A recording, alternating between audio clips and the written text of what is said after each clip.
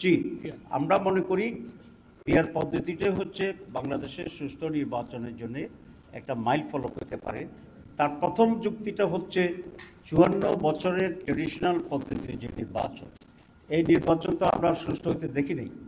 তো সুতরাং ট্রেডিশনাল পদ্ধতির নির্বাচন বাংলাদেশের জন্য উপযোগী নয়। ৫৪ বছরের রিগিং, রাতে দখল, দিনে দখল, কেন্দ্র দখল, রেজাল্ট মাঠে একরকম, ঢাকায় সার একরকম হয়, সব কিছুতে এটা করে। সেই জন্য আমরা মনে করছি PR may be the best alternative for experiments, number one. Number two, যে পিআরের মাধ্যমে ভোটারদের রিয়েল রিপ্রেজেন্টেশনটা হয়।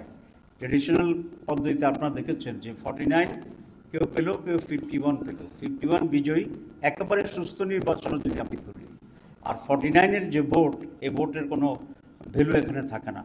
আমি যখন নির্বাচন করতাম, লোকেরা বলে যে ভোট ফসাবো না, তখন বুঝতে পারতাম না। এখন বুঝি যে যেহেতু পিআর এটা কাউন্ট করার সুযোগ আছে, তো সেক্ষেত্রে আগেটা তো পচার মধ্যেই। আর পুরো হোল কান্ট্রি যে পরিমাণ সমর্থন মানুষের আছে একটা ন্যাশনাল নির্বাচনে বলুন, রিপ্রেজেন্টেশনে বলুন, পার্টি বলুন, সব জায়গায় তো পুরো জাতির ভিতরে তার পজিশন কি, দ্যাট ইজ দি ইম্পর্টেন্ট, এবং সেটা রিফ্লেকশন হবে। আমরা এখনো মনে করি পিআর পদ্ধতিতে বেস্ট পদ্ধতি।